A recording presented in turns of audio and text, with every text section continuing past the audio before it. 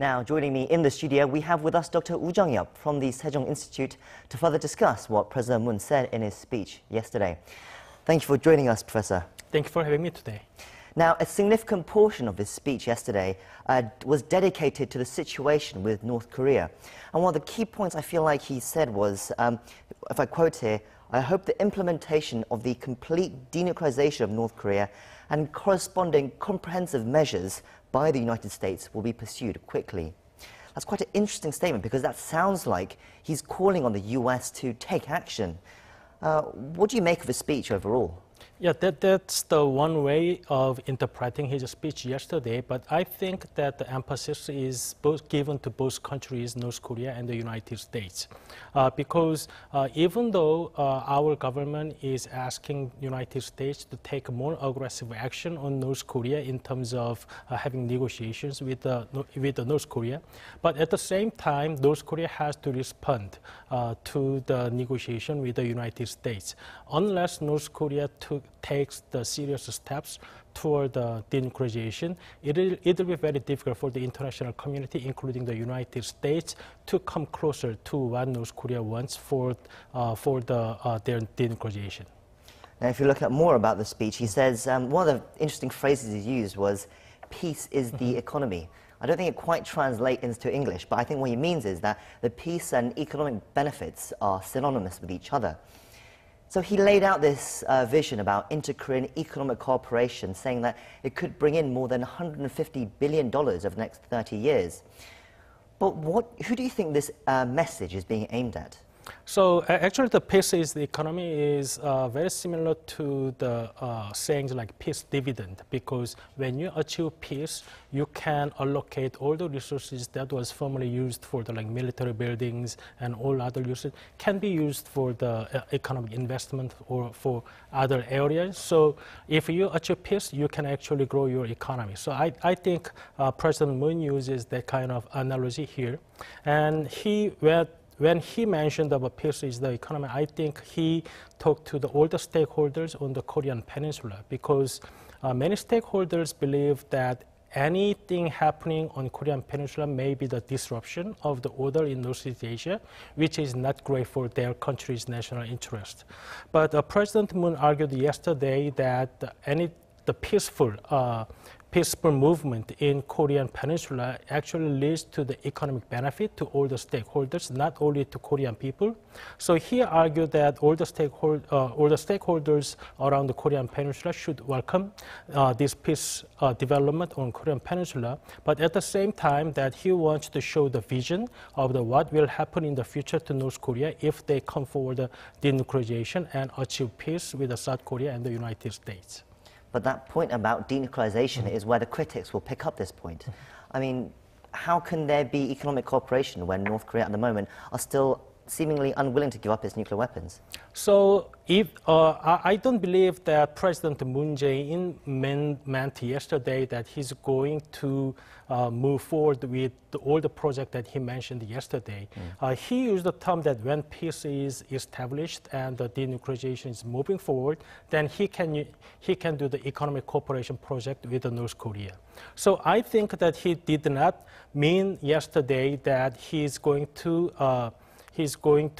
launch these economic projects regardless of the development in denuclearization, but he emphasized that denuclearization should take place for these economic projects can happen later in the future.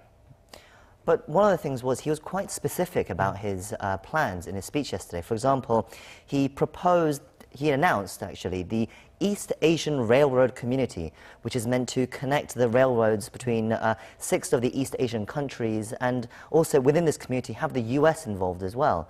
He also talked about having the groundbreaking ceremony for the rail and road projects by the end of the year.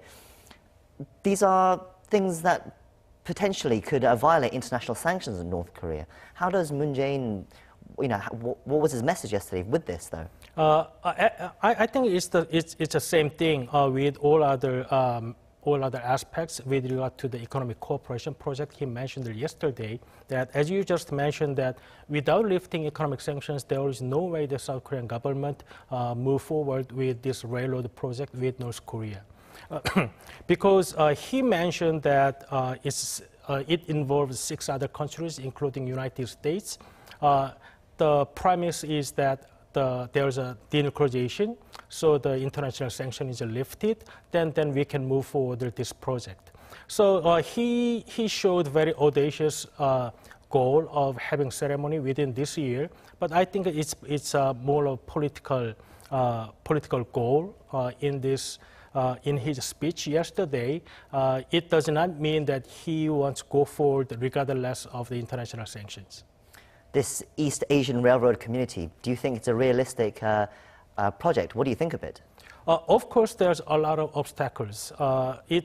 President Moon Jae-in made the case with the European Union and ECC, but there are some differences and some similarities. But first, the biggest difference is between EU and East Asia is that we have to overcome the discrepancies of national interest in the participating countries, like Japan, Korea, Russia, and even the US. They all have like different national interest in Northeast Asia. So we have to overcome all those obstacles to achieve these East Asian Railroad community that President Moon mentioned yesterday. So it has obstacles, but politics, so we have to do more work to overcome those obstacles. Those obstacles, though, I mean, his speech yesterday did seem like a rallying call for, once again, push for better relations with North Korea. But do you think his critics will be convinced in any way from his speech yesterday? So I think that because of the stalled negotiation process between the United States and North Korea, there's a criticism about President Moon's speech yesterday because we have to see how North Korea is going to respond to the U.S. request, such as submitting the declaration of the list of North Korea's nuclear program, nuclear facilities, and nuclear weapons. Because without that, we cannot say that there's progress in denuclearization negotiation between the United States and North Korea. But I think that our government has this wish that there is swift progress between the United States and North Korea. So once there is meaningful progress in the negotiation, then our government is aiming to launch this project as soon as possible. So I think what he mentioned yesterday is more of like preparation rather than launching it right away. You talk about those negotiations between the US and North Korea. It was just revealed the other day that actually the North Korea and US had working level talks at Panmunjom over the weekend. Now, it's good news perhaps because the negotiations had stalled between the two sides for it seemed like a few weeks now. Is it a good sign in your opinion? Yeah, first, more importantly, that the two sides are still engaging in dialogue. So after Secretary Pompeo's most recent visit in Pyongyang, which is rather like fruitless in terms of denuclearization, so many people was like frustrated with the result. But United States and North Korea are still engaging in talks with each other. That means that they still believe that dialogue can lead to some kind of fruitful result in the future. So earlier this year, that there was a speculation that the denuclearization process of North Korea can be achieved rather quickly, but it's not apparently. So of course, there's a frustration, but I think it'll take time to get fruit in this negotiation. So we have to see. Fruits, they're negotiating, but there still seems to be a long way apart. How far apart do you think they are at the moment? So the report said that the United States demand North Korea to submit the declaration of the list of their nuclear programs, including nuclear weapons, nuclear facilities, and nuclear materials. And North Korea insists that to have any further discussions, United States should agree on the declaration to end the war first.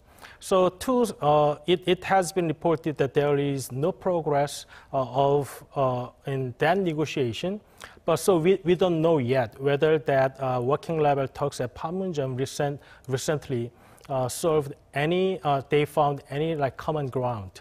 But even if they couldn't find the common ground at the working level talks, if Secretary Pompeo is visiting Pyongyang once again, it can lead to the further negotiation between two countries.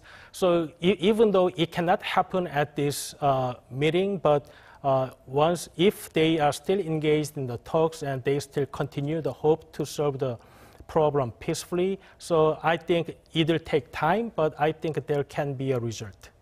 And finally, last week it was announced that South Korea will be holding its third Inter-Korean summit in September sometime. No exact date yet, but it will be happening sometime in September, they say. The US reaction to this has been actually rather muted. They say, you know, they're working with South Korea on these kind of issues. But in the past, when they said, announced a Inter-Korean summit, they gave very, very heavy praises towards South Korea. But this time, what do you make of the fact that their enthusiasm doesn't seem to be as high as before? So I think it's a still good thing that both Korea's leaders agreed to have a summit in September. But the enthusiasm is very high in earlier this year because there has been no such a summit for like 10 years. So the meeting itself is very meaningful and diplomatically very important to solve the problems on the Korean Peninsula. But now this is the third time. So we have to come up with some kind of like tangible result.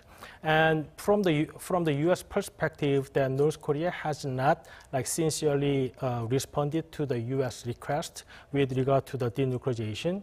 So United States is more into the South Korea's role in terms of persuading North Korea into the negotiation. So I think that's why the enthusiasm from the U.S. Seems much less than before. Well, I think we could squeeze in maybe one more question. So the US, their enthusiasm may be less, but how do you think they view South Korea's role in all this? I mean, do they think that South Korea is a useful ally to try and work with North Korea? Or is South Korea's Moon Jae-in administration, especially his drive to interact with North Korea and do like economic cooperation, perhaps a complication that the US is finding difficult to deal with, perhaps? Of course, there's like mixed attitudes from the U.S. side toward South Korea, but it is very complicated. It's not just one way or the other. So I think that U.S. government has been working very closely with the South Korean government because South Korean government's priority is somewhat different from the U.S. U.S. always prioritized denuclearization first. But South Korean government should boost inter-Korean relations at the same time with the denuclearization process. So it looks from the U.S. perspective that South Korea looked like pushing forward inter-Korean relations at the expense of denuclearization, but that's because of the difference in the priorities. But I think the two allies is going to reconcile that issue very well in the future. And that's where we'll end it. Thank you, Professor, for coming in and sharing us your insights as always. Thank you.